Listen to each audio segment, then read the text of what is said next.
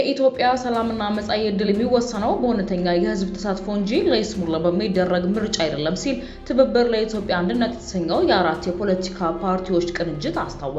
ዝርዝር መረጃውን በዝርዝር እናካፍላችኋለን። የአውሮፓ ህብረት የፕሪቶሪያ የሰላም ስምምነት እንዲከበር በድጋሚ ማስጠንቀቂያ ሰጥቷል። ይህንን መረጃ ይዘነዋል። በትግራይ ክልል የሚንቀሳቀሱ የፖለቲካ ድርጅቶች፣ የቀድሞ የክልሉ ጸጥታ መሪዎችና ሀራ መሬት የተባለው ኃይል ወታደራዊ አመራሮች የትግራይ ሰላምና ለውጥ ምክር ቤት መስራች ጉባኤን ትላንትና ግንቦት 10 ቀን አዲስ አበባ ውስጥ አድርገዋል።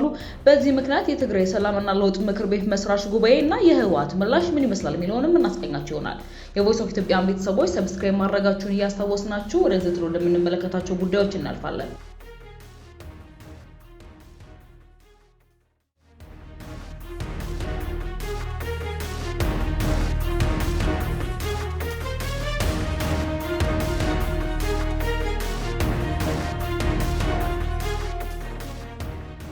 ምርጫው እየተቃረበ በመጣበት በአሁኑ ወቅት ገዢው ፓርቲ ክልከላዎችን በማብዛት አስደንጋጭ ያለውን ህገወጥ ድርጊቶች ይፈጽማል ሲል ትናንትና ጋዜጣዊ መግለጫ ያመለከተው ትብብር ለኢትዮጵያ አንድነት አብዛኞቹን እንከኖች ለኢትዮጵያ ብሔራዊ ምርጫ ቦርድ መቅረባቸውንም አንስቷል። የምርጫው ነፃና ገለልተኝነት መርህ ላይ የተነሱ ሀሳቦችን በጽሁፍ የተዘጋጀውን መግለጫ ለመገናኛ ብዙሃን ያነበቡት የትብብር ቃል አቀባይ አቶ ጌትነት ወርቆ በማዕከላዊ ኢትዮጵያ ሆሳዕና አካባቢ በሲስተም ችግር ምክንያት ከ15 በላይ የትብብር ውጪዎች ሳይመዘገቡ በመቅረታቸው በፓርቲው ላይ ኪሳራ አስከስቷል ብለዋል። መሰል ሂደት በመቶዎች የሚቆጠሩ ጠንካራ የተባሉ የፓርቲ እጩዎች ሳይመዘገቡ እንዳስቀራቸውም የገለጸው መግለጫው በዚህ ሲስተም ነው በተባለ ችግር በቅድመ ምርጫው ያልተገባ የተባሉ ኢፍትሐዊ ተግባራትም መፈጸማቸውን አንስቶም ወቅሷል። በኦሮሚያ ክልል ሰሜን ሸዋ ዞን ወራጅ አርሶ ምርጫ ክልል ላይ ትብብሩ ያቀረበው እጩ ላይ በጸጥታ አካላት በስራ ቦታቸውና በቤተሰቦቻቸው በኩል ዛቻ ተፈጽሞባቸዋል ሲል በመግለጫው የወቀሰው ቅንጅቱ ከፖለቲካ ፓርቲዎችና ከባለድርሻ አካላት ተወጣጥቶ በምርጫው አስቻይነትና በጸጥታ ስጋት ዙሪያ ወደ ክልሎች በመንቀሳቀስ በተደረገ የዳሰሳ ጥናት ውጤቱ ላይም እንደማይስማማ አሳውቀዋል።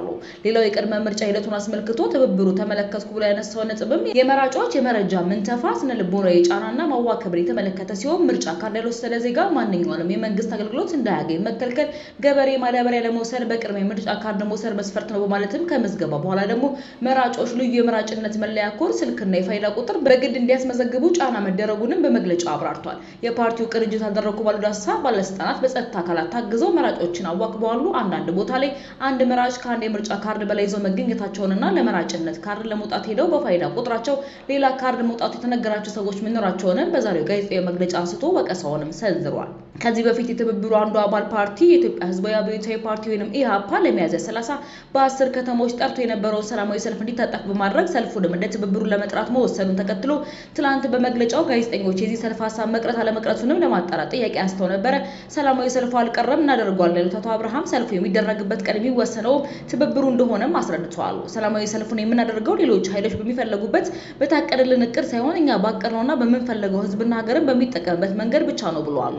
ትብብር ለኢትዮጵያ አንድነት ፓርቲ ባወጣው መግለጫ የኢትዮጵያ ብሔራዊ ምርጫ ቦርድ አመራሮች በጠባብ ቀዳዳ እያደረ ያለው ጥረት ምስጋና የሚያስችለው እንደሆነም ጠቁመዋል። ትብብሩ ብርቱ ትችት ያቀረበበት ገዢው ብልጽግና ፓርቲ በተደጋጋሚ እንደሚያነሳው በሀገሪቱ ነፃ ምርጫ ሊደረግ ጽኑ ፍላጎት ይዞ እንደሚሰራ በተለያዩ መድረኮች ማሳወቁም የሚታወቅ ነው። የአውሮፓ ህብረት ከ2013 እስከ 2015 በሰሜን ኢትዮጵያ የተካሄደውን ደም አፋሳሽ ጦርነት ያስቆመውን የፕሪቶሪያ ስምምነት ሁሉም ወገኖች እንዲያከብሩና ወደ ዳግም ጦርነት ሊያመራ ከሚችል ማናቸውም ድርጊት እንዲቆጠቡ ያሳሰበና የመሳሰል መሆኑን የህብረቱ ቃል አቀባይ ሚስተር አንዋር ኤል አንዋኒ ትናንትና በድጋሚ አስታውቀዋል።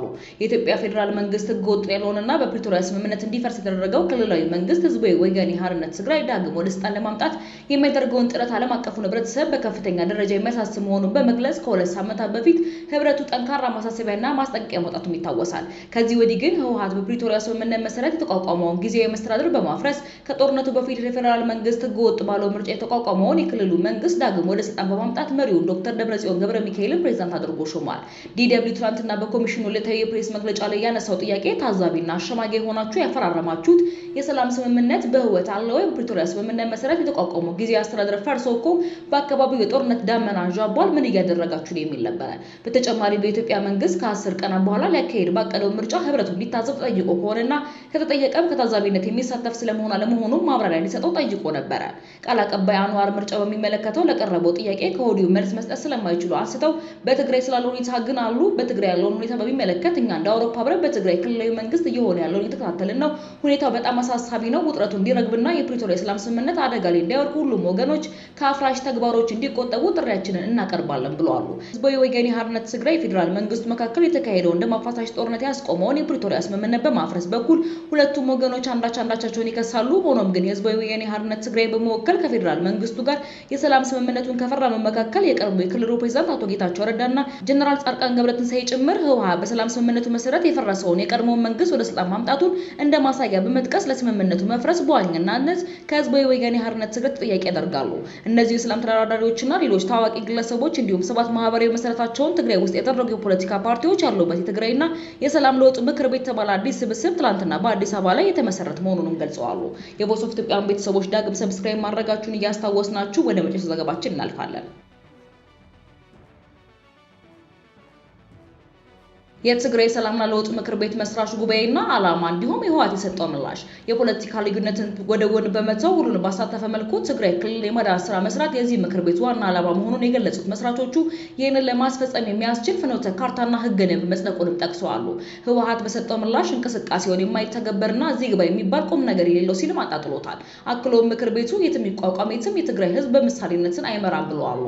አረና ትግራይ፣ ባይቶና፣ ትንሳኤ ሰባ እንደርታ፣ ስምረትና ቃንቺ ሀቅ የተባሉ የፖለቲካ ድርጅቶች የቀድሞ የትግራይ ክልል የጸጥታ ዘርፍ መሪዎች እንዲሁም በአፋር ክልል ይንቀሳቀስ የነበረው ሀራ መሬት የተባለው የታጠቀ ቡድን ወታደራዊ አመራሮች አቋቋሙት የተባለው ምክር ቤትን በቅርቡ መቀሌ ከተማ እንደሚገባና አቶ ጌታቸው ረዳ መናገራቸው ተሰምቷል። በእሳቸው የሚመራው ስምረት ፓርቲ ጽሕፈት ቤት የሚዲያና ኮሚኒኬሽን ዘርፍ ባልደረባ ሀለፎም ንርአ አዲስ አበባ ውስጥ ባለፈው እሁድ ግንቦት 9 ቀን የተቋቋመው የሰላምና ለውጥ ምክር ቤት መስራች ጠቅላላ ዝርዝር የስራ አቅጣጫዎችን ማስቀመጡንም ለዶይቼ ቬለ ተናግረዋል። የትግራይ ሰላምና ለውጥ ምክር ቤት መስራቾች በትግራይ ክልል ውስጥ ህጋዊ መንግስት እስኪቋቋም ድረስ ሁሉን ያቀፈ ጊዜያዊ መንግስት እንዲቋቋም ምክር ቤቱ ማስፈለጉ ሲጠቅሱ ህወሓት በፊናው የቀድሞ የክልሉ ምክር ቤት ወደ ስራ ተመልሷል ካለ በኋላ ለሽግግር የሚጠቅሙ ወሳኝ ያላቸውን ስራዎችን ሰርተዋል ብለዋል። ሁለቱም ወገኖች በትግራይ ክልል ላይ የሚበጀተው ይህን የሚባል መወደጃጀር ከጀመሩ ሰነባብተዋል። ይህ ከሆነ ለትግራይ ህዝብ የሚበጀውን ለመስራት በጋራ መቆም ለምን ተሳናቸው የሚለውን ጥያቄ ለህወሓት ቃል አቀባዩ አቶ ሚካኤል አንስተዋል። እኛ እንደነሱ አይደለንም፣ አንድ ላይ ቁጭ ብለን ይህንን ልናደርገው የምንችለው አይደለንም ብለዋል። የትግራይ ክልል ከ2013 ወዲህ ከፖለቲካ ሽኩቻ ሊወጣ አልቻለም። የዚህ ማሳያ የሆኑ ክስተቶችም በየጊዜው እየተስተናገደ ይገኛል። የቮይስ ኦፍ ኢትዮጵያ ቤተሰቦች ለዛሬ ያስነላችሁ ዘገባዎች እነዚህን መስሉ ነበረ። በሌሎች አዳዲስና ወቅታዊ መረጃዎች ዳግም እስክንገናኝ ድረስ በደህና ቆዩ።